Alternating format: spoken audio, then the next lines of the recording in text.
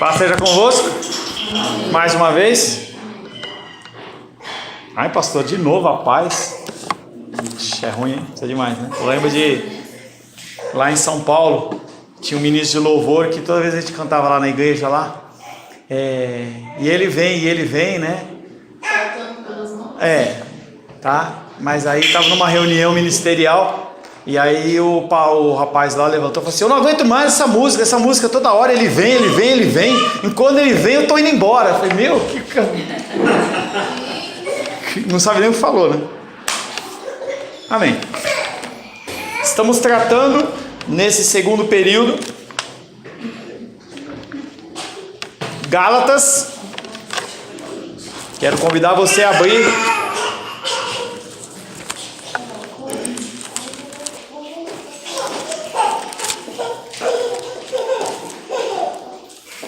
Gálatas, capítulo 1.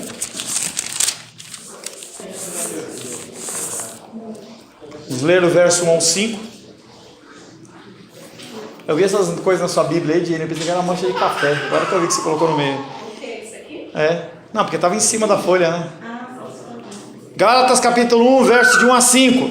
Paulo, apóstolo, não da parte de homens, nem por intermédio de homem algum, mas por Jesus Cristo e por Deus Pai, que o ressuscitou dentre os mortos, e todos os irmãos, meus companheiros, as igrejas da Galácia, graça a vós outros e paz da parte de Deus, nosso Pai, e do nosso Senhor Jesus Cristo, o qual se entregou a si mesmo pelos nossos pecados, para nos desarraigar deste mundo perverso, segundo a vontade de nosso Deus e Pai, a quem seja a glória pelos séculos dos séculos. Amém. Ele veio para te desarraigar. Você estava enraizado, ele te puxa com raiz e tudo. Tratamos no último encontro sobre a autoridade do apóstolo Paulo, em especial Gálatas capítulo 1, verso 1 e 2, em que Paulo ele reivindica para si exatamente o título que os falsos mestres estavam evidentemente lhe negando. Ele era um apóstolo e era um apóstolo de Jesus Cristo. Para os judeus a palavra estava bem definida. Apóstolo não era qualquer um, não era qualquer homem que recebia unção de homens. Era um grupo seleto, único, que nunca existiu outro a não ser aquele da época da escrita dos evangelhos e das cartas paulinas, em que nós citamos. Tem um livro que tem só sobre isso. Pastor, eu quero saber mais sobre o apóstolo. É um livro do Augusto Nicodemos, chama Apóstolos, vai estudar, tá? Mas para os judeus era muito claro para eles que essa palavra apóstolo não era algo comum, era algo específico e especial para um grupo, o grupo dos 12, em que morre Judas, ele é substituído por Matias. Mas é bendosa demais. Oh, Jesus. Aguenta. Acabou a dor. Foi esse o título que Jesus usou para os seus representantes.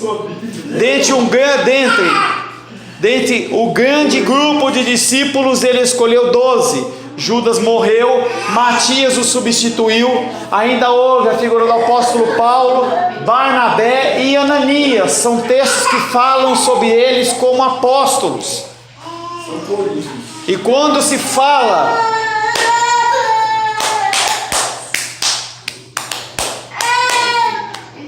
quando o apóstolo Paulo ali introduz o texto, exatamente a gente falou na semana retrasada, em que as pessoas estavam querendo desacreditar a figura do apóstolo Paulo, por isso falavam que ele não era apóstolo coisa nenhuma, mas esse era um termo especial reservado por Cristo ressuscitado, em que ele designava especialmente e claramente. Porque Paulo declarava e defendia o seu apostolado, não era porque ele queria ser honrado, não era porque as pessoas tinham que falar assim: você está pensando que está falando com quem? Você está falando com o apóstolo Paulo. Não, a preocupação dele era a defesa do evangelho. Se ele, como apóstolo, não tivesse a reverência, não tivesse o entendimento de que ele era realmente apóstolo, as palavras dele poderiam ser descartadas. Como ele era apóstolo, tudo que ele falava valia. Tudo dentro do contexto das escrituras, claro.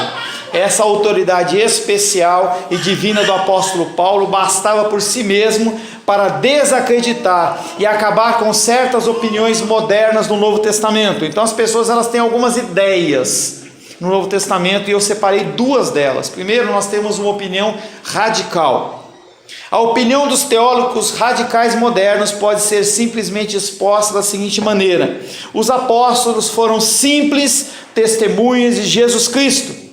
Qual a diferença dos homens de hoje para aquela época? Eles eram o conceito do temporal. Eu nasci em 1967, mas os apóstolos eles moravam lá, viviam naquela época. A única diferença entre nós e eles é isso. Nós, por outro lado, somos testemunhas do século 20. E o nosso testemunho é tão bom quanto o testemunho deles. Tem pessoas, tem teólogos que acreditam que o meu testemunho aqui, ele é tão válido como o testemunho de um apóstolo que andou com Cristo, no sentido de texto, no sentido de conhecimento e de doutrina. Lá embaixo, eu não sei muito bem, ainda vou me inteirar a respeito disso, mas a Jenny me perguntou, o que é TMI? TMI é uma doutrina que não é nova, mas que está mais em alta agora, que fala que é teologia da missão integral, em que eles inventaram algumas coisas, e eu não fui a fundo, mas do tipo, se eu quiser destinar o meu tempo de adoração ao Senhor para fazer uma faxina ou encher uma laje na casa da irmã dos reis, está tudo certo, porque eu fiz o quê? O bem ao meu próximo, então eu não preciso cultuar a Deus.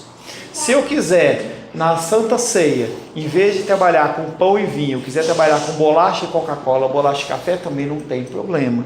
Então eles começam a distorcer uma série de conceitos para dizer que nós somos, tudo bem, é o conceito que também está inserido do inclusivismo. Tudo pode, eu posso aceitar qualquer coisa, qualquer situação que não tem problema. Então pode ter igreja gay, pode ter igreja isso, pode ter, não importa. Importa é que nós fazemos algo dentro do conceito integral. Ainda vou me especializar um pouco mais a respeito disso. Mas esses homens, esses teólogos, ele falava, não há diferença entre os discípulos, entre os apóstolos daquela época e os apóstolos dessa época. Portanto, tais estudiosos, ao lerem passagem das Escrituras que Paulo falava, ou que outros falavam, ele fala assim, bom, essa era a opinião de Paulo, eu tenho a minha. Em que você olha para as Escrituras e você não vê ela como algo que é inerrante, mas é algo que é escrita por homens e passível de falha. Muitas pessoas fazem isso. Talvez 70% a 80% dos cristãos hoje vivam nessa condição, em que acham que as Escrituras elas contêm a palavra de Deus. Então eu posso inventar o meu culto, eu posso fazer o que eu quero, eu posso dar o destino que eu quero para os meus dízimos. Então o Senhor ele dá uma ordenança e diz, não, mas eu quero é fazer isso, eu quero fazer aquilo outro, eu quero fazer aquilo outro, eu não quero ir na casa do Senhor, mas eu faço outra coisa. As Escrituras nos comandam fazer algo e nós fazemos outra coisa. É o mesmo conceito dessas pessoas. Eles falam como se fossem apóstolos de Jesus Cristo, como se tivessem a mesma autoridade do apóstolo Paulo para ensinar e decidir o que é certo e o que é errado. Um exemplo é que um radical contemporâneo não chama Paulo de apóstolo, mas chama ele de São Paulo. São Paulo é um santo, como eu e você somos, separados. Não há diferença nenhuma, mas na verdade existe. Tem um teólogo que é cristão, que é dos bons, chamado C.H. Dodd, que contribuiu grandemente para o movimento da teologia bíblica. Ele escreve o seguinte: às vezes eu penso que Paulo está errado e me arrisco a dizê-lo. Você pode achar que uma instrução está errada da Bíblia? Pode. Você pode olhar para um conceito, um ensinamento, você fala assim, isso é muito difícil, eu acho que está errado. As pessoas fazem isso com as Escrituras. Eu acho que essa Bíblia ela foi escrita há muitos anos, muitos milhares de anos, às vezes ela está desatualizada. Esse conceito não está, devia ter. Não há problema. O problema é você achar que, além de você achar que está errado, você agir contrário. Você achar não faz diferença. O problema é você agir contrário. Mas nós não temos liberdade de pensar assim. Os apóstolos de Jesus Cristo foram únicos. únicos na sua experiência do Jesus histórico, únicos na visão do Senhor ressuscitado, únicos em sua comissão através da autoridade de Cristo, homens e mulheres que receberam um comissionamento direto do Senhor específico para agir conforme Ele ordenou. E isso, nesse contexto, não cabe a nós. Uma coisa clara, nós não somos capacitados a escrever nada diferente do que está aqui. Nenhum pensamento que seja contrário às Escrituras pode ser passível de ser escrito, ou não é bíblico. Tá? Então eu, como homem, eu posso ser o maior estudioso. Brincava com a Claudinha, que está quase se formando em filosofia. Ela pode filosofar, ela pode fazer o que ela quiser, mas se ela escrever algo que é contra as Escrituras, ela está errada. Oi? Lê aí. Eu leio? Você achou ler? Entretanto, se alguém, ainda que nós mesmo, ou um anjo do céu, vos anunciar um evangelho diferente do que anunciamos, seja maldito. Se alguém anunciar um evangelho diferente, falou, ó, gente, a partir de hoje, você só é salvo se você usar roupa branca. Tem muitas igrejas que fazem culto, você precisa ter que estar de branco. Se a gente começar a falar assim, a partir de agora vai ter que ter um sacrifício, a gente vai ter que matar um cordeiro aqui, vamos matar uma ovelha pelo seu pecado. Existe? Existe. Se a gente começar a mudar normas, rotinas, modos que a Bíblia diz, está errado. Seja o quê? Maldito. Seja anátema. Nós não temos liberdade de agir assim. Apóstolos de Jesus Cristo foram únicos na sua experiência. Não podemos exaltar nossas... Oh, não faça isso com ela. Não podemos exaltar nossas opiniões acima das opiniões da palavra de Deus. A nossa autoridade não é igual à autoridade dos apóstolos. Ah, tem que sair. Agora não dá.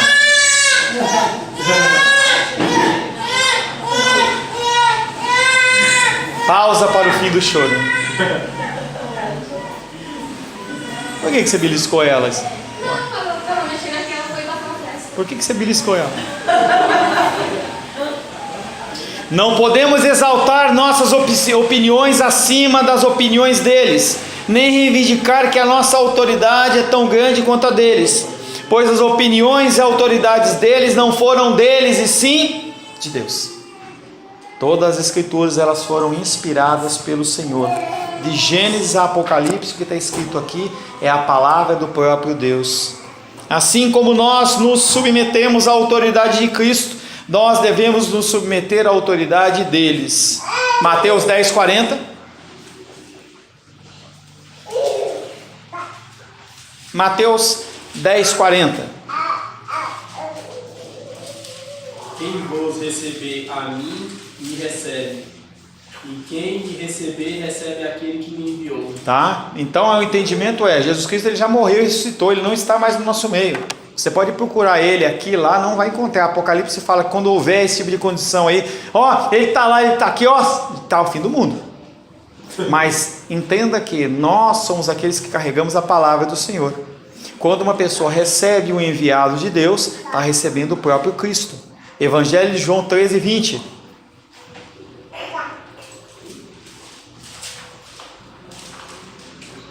Não dá mais na mão da Ingrid, não.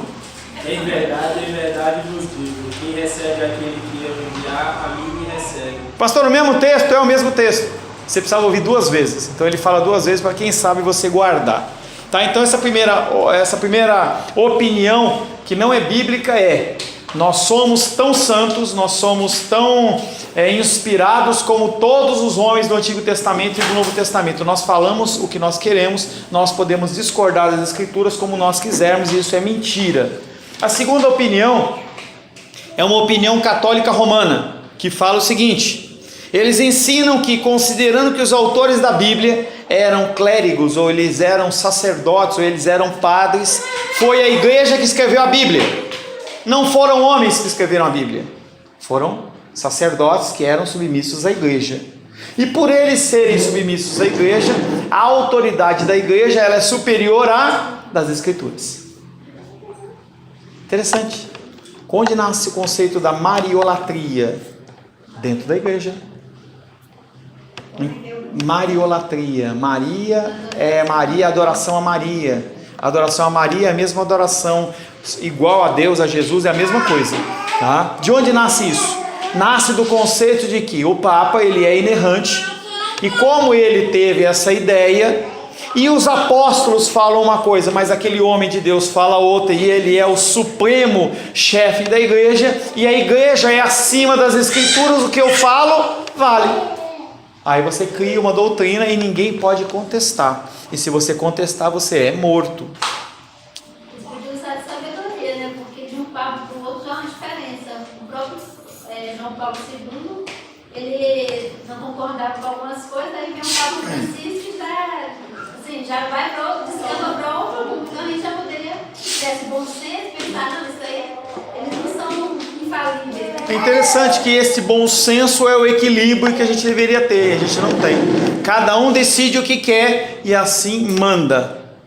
Os apóstolos, autores do Novo Testamento, foram apóstolos de Cristo, não da igreja. Escreveram suas cartas como apóstolos de Cristo, não da igreja. Paulo não iniciou a sua epístola dizendo: Paulo, apóstolo da igreja de Roma.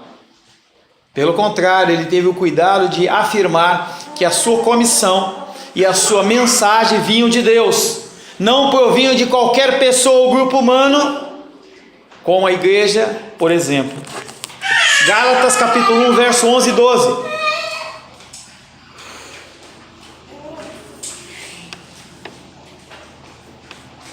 Podem saber, irmãos, que o Evangelho que me é anunciado não é segundo o homem, porque eu não recebi nem eu aprendi de homem algum, mas mediante a revelação de Jesus Cristo. Conforme eu já falei para vocês, o tema principal disso é: eu sou apóstolo e a minha mensagem é verdadeira. O apóstolo Paulo está falando em Gálatas capítulo 1, 11 e 12: façam-vos porém saber, irmãos, que o evangelho por mim anunciado não é segundo o homem, não é do meu coração, não é da minha vontade, eu falo do que Deus está mandando. Se você quiser não considerar, é com você, mas eu não posso fazer isso, porque eu não recebi, nem o aprendi de homem algum, mas mediante revelação de Jesus Cristo. É por isso que nós precisamos da graça de Deus. Sem a graça de Deus e sem essa intervenção direta de Cristo, nós estamos perdidos. O que é que o pastor Paulo fala que é bíblico e o que não é? É o Espírito Santo que vai te convencer. Se você não... Oi? Claro, se você não conhece nada, se você não lê nada, ele vai te convencer do quê? Se você não lê nada, você não estuda nada, ele vai trazer o que na sua memória? Nada.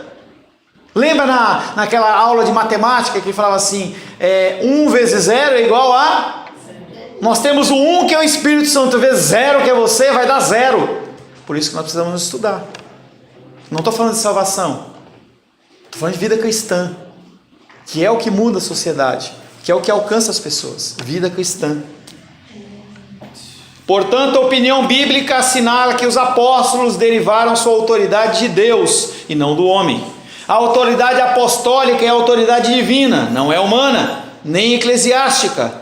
E sendo divina, temos de nos submeter a ela. Passamos assim das credenciais de Paulo como autor para o seu propósito em escrever, e de sua autoridade para o seu evangelho. É só uma abertura que ele faz, mas o foco não é ele. O foco não é Paulo. Ele não escreveu a carta para os Gálatas apenas para falar: eu sou apóstolo. Ele está combatendo seitas e heresias, em que as pessoas estão levantando coisas. Então você vai lá, o cara traz: olha, eu posso fazer isso aqui, eu vou lá servir o meu irmão, e não é uma necessidade urgente, mas eu quero ajudar ele lá, então eu não preciso cultuar o Senhor. O que as escrituras dizem? Vai atrás. O primeiro mandamento é amar a Deus sobre todas as coisas. Esse é o primeiro.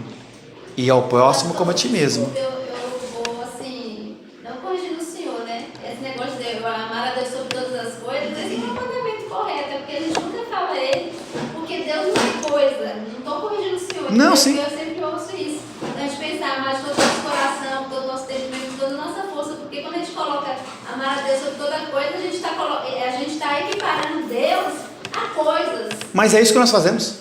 É por isso que eu não gosto dessa não, sem problema, mas não é assim que nós agimos. Aceito, está certinho, tá? Mas nós não tratamos Deus como coisas, porque os ídolos nossos, eu não estou querendo sair para tangente não, tá? Você está certa, tá? Entenda que o contexto de ídolo do coração é nós compararmos Deus com coisas, com pessoas, com situações. E a palavra de Deus, a quem me comparareis? Isaías fala muito isso. Nós comparamos. Eu mesmo já me peguei dizendo, mas meu Deus, por que o Senhor fez isso daqui? Ó, Nós comparamos Deus com coisas. Nós olhamos para a divindade de Deus e primeiro que nós não conhecemos Deus. É por isso que nós estamos estudando o ser de Deus e seus atributos. Para a gente conhecer um pouquinho mais. Nem que seja para a gente ficar com vergonha. Mas nós comparamos Deus com coisas. Se tem uma situação qualquer que seja, tem um churrasco do irmão lá, no negócio entre isso e a igreja, eu vou para o churrasco. Você está comparando com o quê? Com carne, com cerveja, com refrigerante, com os irmãos. Eu não estou dizendo que não é para você ter uma coisa ou outra. O problema é que é regra. É muito mais fácil nós fazermos esse tipo de comparação do que outra coisa. É aquilo que a gente já falou. Quando tinha jogo de futebol lá na Copa do Mundo, lá Japão e Coreia, as pessoas acordavam de madrugada. Nossa, eu trabalhava na Philips naquela época. Tinha o Ayrton Senna correndo na madrugada lá no Japão. As pessoas acordavam, ficavam a noite inteira sem dormir. Mas vai chamar uma pessoa dessa para orar? Não vai nada. Vai pensar, fala, não vou. Vamos falar, tem uma festa. Se a gente falasse assim, olha, nós estamos com várias cadeiras vazias, a gente fala assim, olha, vamos fazer uma festa aqui. Você pode ter certeza que as pessoas iam acordar e vinham. Certeza. E eu não estou falando de não cristão, estou falando de cristão. Vinha com certeza. Então, perfeito a sua observação, Cláudia, mas nós fazemos comparação com coisas. Nunca tinha pensado nisso, mas eu ainda fico. Nós comparamos Deus com coisas. Com coisas. O Evangelho de Paulo, verso 3 e 4. Abre aí. Gálatas capítulo 1, verso 3 e 4. É 3 e 4? Gálatas capítulo 1, verso 3 e 4. Graça a vós outros e pais, da parte de Deus, nosso Pai, e do nosso Senhor Jesus Cristo, o qual entregou a si mesmo pelos nossos pecados, para nos desavaigar deste mundo perverso, sendo a vontade do nosso Deus e Pai. Ele fala muito sobre graça e graça e paz não são formas comuns e sem sentido. São palavras comuns, mas têm um sentido teológico profundo. Graça e paz. Ele fala muito na carta de Gálatas, graça e paz, tanto que muitos cristãos, eles se cumprimentam não com a paz do Senhor, a paz seja convosco, mas graça e paz, e não há problema nenhum, tá? Graça e paz. Na verdade, graça e paz resumem o evangelho da salvação pregado por Paulo. A natureza da salvação é paz, ou reconciliação, paz com Deus, paz com os homens, paz. Qualquer mérito ou obras humanas, elas não são suficientes para conceder. Nós precisamos da graça e da paz. A paz é algo que nenhuma compra. Não tá. A paz, ela não vem através da compra de um carro, nem da compra de um apartamento, nem numa viagem para a Europa, por mais que seja desejo do nosso coração. A paz só vem através da comunhão com o Senhor. É por que o mundo está nessa condição que está, todo mundo desesperado, transtornos e toda sorte de problemas, porque não há paz, não há comunhão com o Senhor. Esta graça e paz, ela flui tanto do Pai quanto do Filho. Paulo passa imediatamente ao grande evento histórico no qual a graça de Deus é exibida e do qual deriva a sua paz. Qual que é o evento que nos traz graça e nos traz paz, que ocorreu na história humana? Pergunta. Não, fala de algo pra mim. Não, presta atenção na pergunta. Qual é o evento histórico que gera em nós ou nos possibilita ter graça e paz? O sacrifício de Jesus Cristo. A morte de Cristo na cruz, claro. Aí o apóstolo Paulo fala, se a gente não crê na ressurreição, nós somos os piores dos homens. Porque é sem sentido, ele morreu. Mas se ele não ressuscitou? Se ele não ressuscitou, a gente morre e não ressuscita. Paulo passa imediatamente ao grande evento histórico na qual a graça de Deus é exibida e da qual deriva a sua paz, isto é, a morte de Jesus Cristo na cruz. É tão importante a morte de Cristo na cruz que nós temos o nosso tempo, nosso temporal marcado em. Mas e o ateu? Ele vive no mesmo contexto. E a China, comunista, antes de Cristo e depois de Cristo. Pode não falar, mas o calendário está lá contado. Os únicos que saem desse calendário são só os judeus, em que eles continuam contando lá, sei lá que ano que está, 6.000, 7.000, não sei, eles contam desde a cálculo dele de Gênesis, né? Mas fora os judeus, todo homem, toda mulher vive no planeta Terra. Que ano é hoje? Que ano nós estamos agora? 2019. Ele não sabe e não fala, mas é 2019 da era cristã. Depois de 2019, depois da morte de Cristo. Acabou. Não, eu não concordo. O ateu, o satanista, o bruxo, o macumbeiro. Que ano que nós estamos agora? 2019. Não fala, mas está lá, depois de Cristo. E o marco é antes de Cristo e depois de Cristo. É porque você estava lá, você não ouviu falar, mas é isso aí. Quando a gente tem que orar por ele, apesar dele não ser um velhinho, entendeu? A carcaça dele merecia trocar algumas peças, né, André? Que Deus possa exercer uma operação espiritual e trocar essa alçada dele toda aí. Primeiramente a coluna. Amém. Primeiramente, quer dizer que tem mais coisa. A morte de Jesus Cristo, o qual se entregou a si mesmo pelos nossos pecados, para nos desarraigar deste mundo perverso, segundo a vontade de Deus e nosso Pai. Versículo 4 que nós já lemos. Primeiro, importante, ele não foi na marra, como eu e você vamos, entendeu? É a conjugação do verbo aí. Ele veio porque ele quis. Ele sabia o que ia passar, ele sabia toda a dificuldade, ele sabia de tudo, porque é Deus. Mas ele fala, eu vou. Eu não sei como foi essa decisão no contexto de antes da fundação do mundo, entre Deus Pai, Deus Filho e Deus Espírito Santo. Tá? Não estava lá. Mas o que a gente entende é que Deus Pai falou, você vai. E ele fala, vou. Eu vou porque eu tenho que agradar você. E aí ele vem, morre porque ele quis, para te desarraigar. Acho tão legal essa palavra. É difícil a gente pegar um terreno fofo para a gente fazer isso. Mas se você pegar um terreno um pouco mais fofo e você vê uma coisa plantada, e você pegar bem no talo, e você começa a puxar devagar, você vai vendo que vai saindo com raiz e tudo. E é as raízes bem fininhas, parece um capilar, entendeu? De veia, um capilarzinho com aqueles torrãozinhos de terra, vai grudado. E ele pega e tira. É isso que ele fez com a gente. Ele desarraigou. E aí é legal essa comparação, porque a gente sai também, mesmo desarraigado por ele, com aquele torrão de terra que é o mundo, grudado em nós. Embora Paulo tenha declarado antes que Deus Pai ressuscitou Cristo nos mortos, quem ressuscitou Jesus Cristo não foi ele mesmo. Ele não fala assim, ressuscita! Ele, que nem o Shazam, né? Tem o filme do Shazam. Não, Deus ele ordenou através do Espírito Santo e ele foi ressuscitado através do poder de Deus. Embora Paulo tenha declarado antes, no versículo 1, que Deus Pai ressuscitou Cristo dos mortos, agora ele escreve que é através da sua entrega para morrer na cruz que Jesus nos salva. E se Deus decidisse não salvar Cristo dos mortos, o que ia acontecer? Todo mundo perdeu. E ele estaria onde? Difícil, né? Se Deus Pai não tivesse decidido ressuscitar Cristo, mudei de ideia, que nem você e eu, mudei de ideia. Cristo estava onde agora? Lá embaixo, morto. Provavelmente esquecido até na história, né? Entendeu? Por que Cristo foi ressuscitado? Por que Cristo foi ressuscitado, Esther? Para que Cristo foi ressuscitado, Esther? Para o cumprimento, né?